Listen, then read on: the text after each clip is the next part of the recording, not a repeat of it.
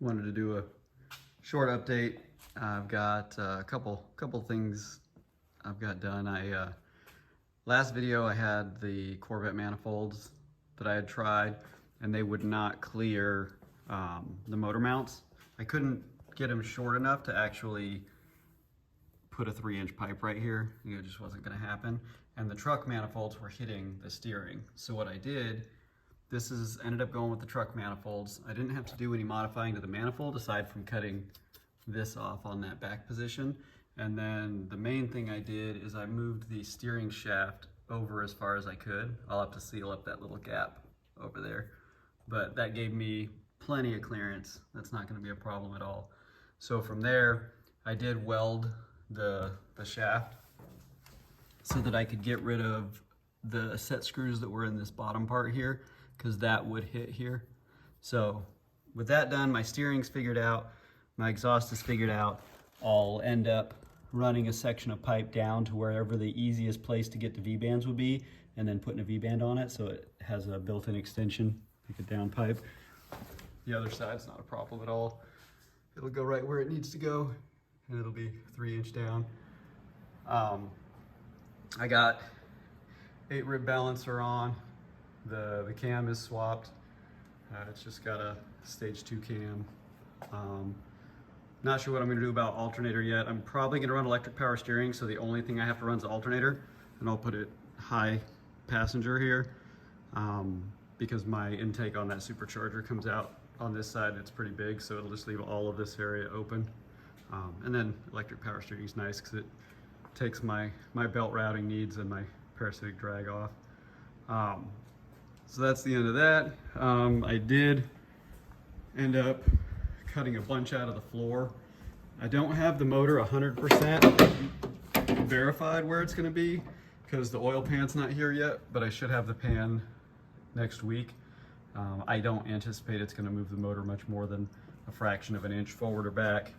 So after cutting all that I did out of the floor, I started peeling it up, and then I made this plate here, and this will be where I mount my shifter, but that gives me a backbone to start building the rest of the floor off of. So I did weld that in place, and I'm going to do kind of a heavy strip, maybe like a heavier 2-inch, and form it up and over for both sides because the floor is still really flimsy right here. So I want to strengthen that up, and once those cross ribs are done, then I can build the sheet metal again. As far as in here, I have a lot of sealing up still to do, and I'm still pretty sure I'm going with a drive-by cable, or I mean a drive-by wire throttle body. So the gas pedal is just sitting in there. That'll go away most likely, and then everything inside will get coated with that. One, it'll hide my ugly welds, and 2, it'll help dampen the sound. I did see that this truck used to be really cool. That was the color of it, and if you look real close, you can see it used to have a kind of a 90s swoosh going on here. I'm probably not gonna do that again. It would be really cool, but I don't think I'm gonna go that route. I'm also seeing that my tires, and it's even on both sides, so everything's square. I'm just back.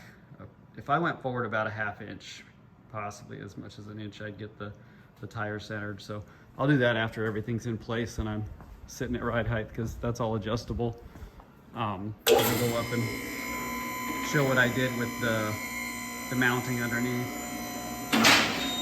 I've got the Dirty Dingo motors that are made for this swap. So that placed it pretty close. I only have irregardless of the pan, I can't really move that much. I couldn't go, much more than a 1/2 inch max one way or the other. So I'm pretty comfortable where it's at. Everything ended up lining up really nice. The transmission sits there.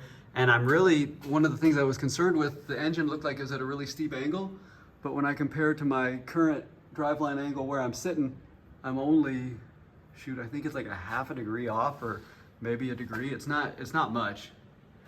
It might be a little more than that actually, but it's enough that I can fix it with the control arm adjustments super easy. But what I did back here, this is the stock cross member that came with this truck. and I got a urethane mount and just made a square plate that I drilled for the transmission mount here up at the transmission, and that's bolted in. And then this is just floating right now, and ultimately whenever it sits forward and aft, then I'll just drill through that and that'll get nut and bolted. So it's good, it's solid. I did check my drive shaft, and the stock drive shaft from the Yukon works great. It's a little bit too long, so take it to a drive shaft shop and have them adapt the front yoke from the S10, and I should be good there. Can't think of what else I've done since then. I do have the 525 pump in now. I'm only gonna have a little bit longer to work on this. The goal is get my pan on, get the motor set where it's gonna be, and bolt the transmission mount, and then I'm probably gonna be pushing the truck out of the way again.